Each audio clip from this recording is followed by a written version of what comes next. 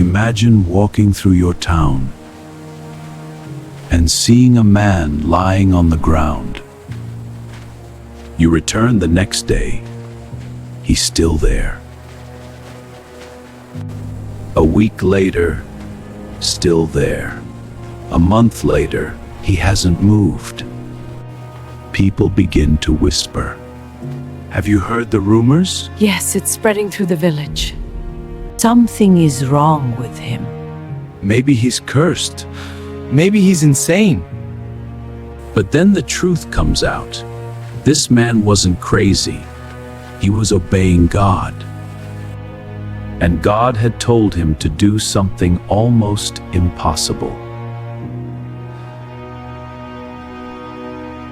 Lie on one side for 390 days.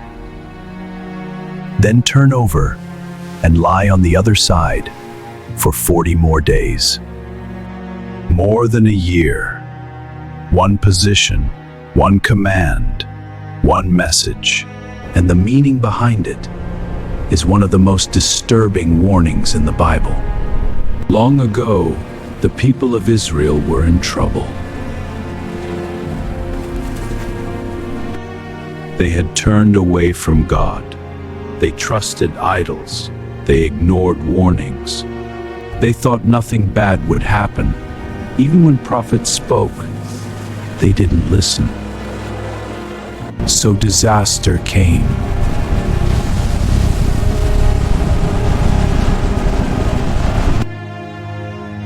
Many Israelites were taken far from home.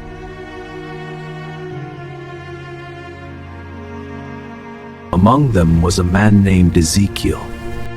He wasn't a king. He wasn't a warrior. He was a priest. But God chose him for something unusual. Instead of preaching powerful sermons, God told him to act out messages. Strange messages. Messages people could see. Messages they would never forget. And this would be the strangest one. One day, God spoke to Ezekiel. But instead of telling him to speak, God told him to lie down. Just lie down. On his left side. And stay there. For 390 days. Not occasionally, not when convenient, every day. God said each day would represent a year, 390 days. 390 years of sin, generations of rebellion, centuries of ignoring God, and Ezekiel would carry it with his own body. Imagine hearing that command. No explanation. No negotiation, just obedience. 390 days. On one side, day one must have seemed simple. Lie down, wait, obey. But even one day is hard. Your arm falls asleep, your back aches, your neck stiffens.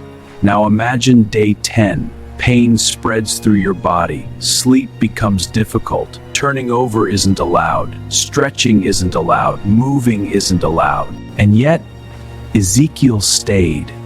Because obedience sometimes starts small, but becomes difficult. And he wasn't hiding. God told him to do this in public, where people could see. People passed by. Every day, they stared. They whispered. They laughed. Look at him. What is he doing? Has he lost his mind? Children pointed. Merchants mocked. Neighbors shook their heads. To them, he looked foolish. But sometimes obedience looks foolish before it looks powerful. Days became weeks. Weeks became months. The ground became familiar. The sky became his ceiling. Seasons changed. Heat burned his skin, cold chilled his bones, dust gathered around him. Still, he stayed. 3 months, 6 months, 9 months, nearly a year. And every day meant something. Every day said God sees, God remembers, God judges. Sin doesn't disappear, it accumulates. Year after year, generation after generation. And Ezekiel carried it all, day by day. After 390 days, Ezekiel could finally move. Imagine that moment, stretching again, standing again, walking again, freedom, relief. But it wasn't over, because God spoke again, and the next command must have been crushing. God said, "Turn to your right side and lie there." 40 more days, 40 more years of judgment. After everything he endured, he had to start again. Not because he wanted to, but because God said so. 430 days total, more than a year of obedience. More than a year of pain, more than a year of silence. This strange act carried a message. 390 years of Israel's sin. 40 years of Judah's sin. God was showing something serious. Sin has weight. Sin has consequences. And judgment doesn't come suddenly. It builds slowly, quietly, until one day it arrives. And sadly, the warning was ignored, and disaster came. A man once lay on his side for over a year, because God told him to. And almost nobody listened. So here's the question. If God asked you to obey and it made you look foolish, would you do it? Subscribe for more hidden Bible stories.